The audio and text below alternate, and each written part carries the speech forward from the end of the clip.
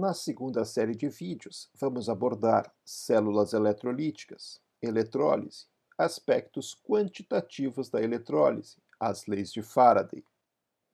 Células eletrolíticas, sinais dos eletrodos nas pilhas eletrolíticas. O segundo tipo de célula eletroquímica é a célula eletrolítica. Nesta célula, energia elétrica proveniente de uma fonte externa é utilizada para produzir reações químicas. Consideremos a seguinte célula galvânica, operando a 25 graus Celsius.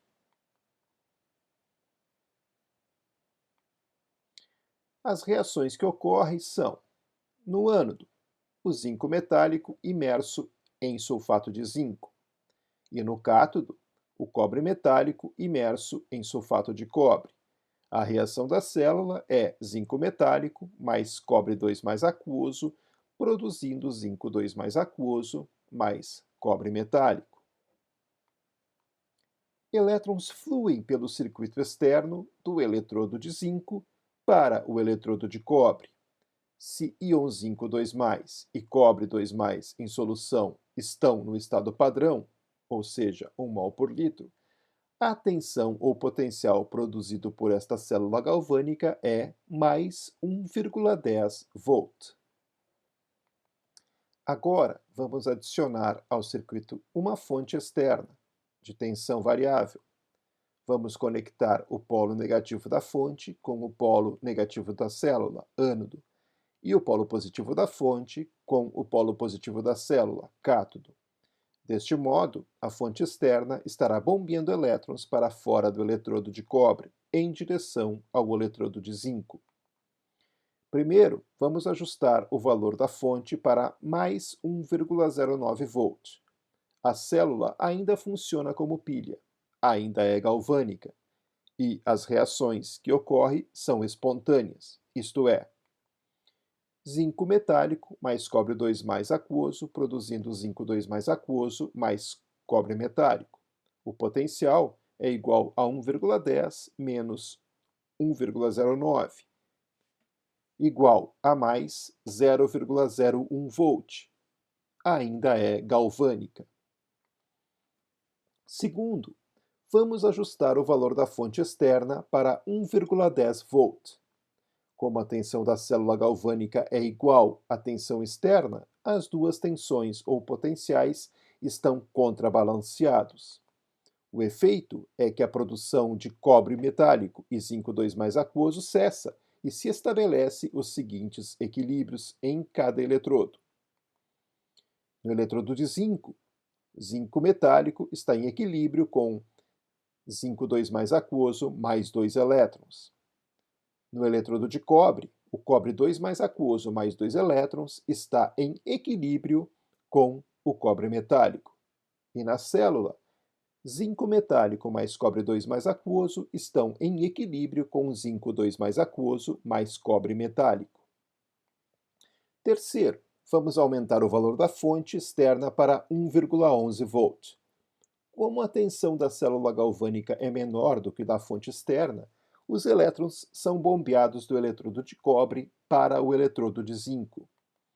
Desta forma, o eletrodo de cobre se transforma em eletrodo anódico, ânodo, e o eletrodo de zinco em cátodo.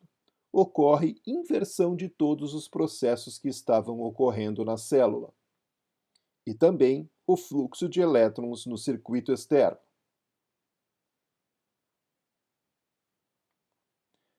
No cátodo de zinco, zinco 2 aquoso mais 2 elétrons produzem zinco metálico. No ânodo de cobre, cobre metálico produz cobre 2 aquoso mais 2 elétrons.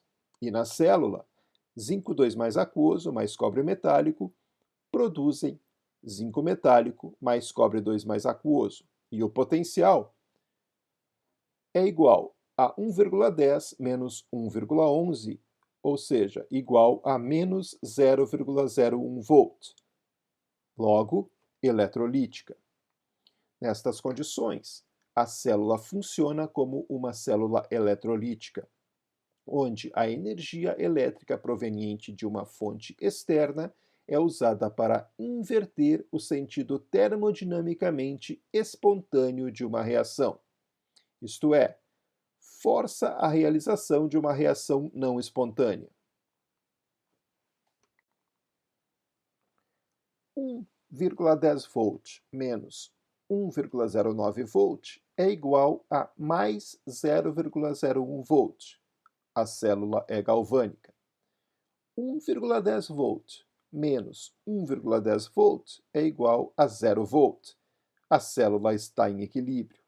1,10 volt menos 1,11 volt igual a menos 0,01 volt. A célula é eletrolítica. 1,11 volt é chamado de força eletromotriz de retorno. O potencial aplicado para contrabalancear o potencial positivo e inverter a célula deve ser negativo? Não, o potencial aplicado é positivo, mas com os polos invertidos. A tendência do cobre se oxidar. Ele agora é o ânodo. A lógica adotada para definir os sinais dos eletrodos nas pilhas eletrolíticas é um pouco diferente daquela adotada para as pilhas galvânicas. O ânodo é o eletrodo onde ocorre a reação de oxidação. Como a reação é forçada, o eletrodo perde elétrons para o cátodo. Desta forma, ele fica deficiente de elétrons e o terminal é positivo. No cátodo, ocorre a reação de redução. Assim, a reação sendo forçada, o eletrodo ganha elétrons do ânodo. Desta forma, fica com elétrons a mais, então o terminal é negativo. Em resumo, nas células eletrolíticas, a reação redox que ocorre é não espontânea, ou seja, é forçada com a ajuda de um agente externo, a fonte de tensão. Os elétrons são transferidos de uma substância que se oxida para outra que se reduz. O ânodo é o eletrodo onde ocorre a oxidação, ele tem sinal positivo. O cátodo é o eletrodo onde ocorre a redução, ele tem sinal negativo.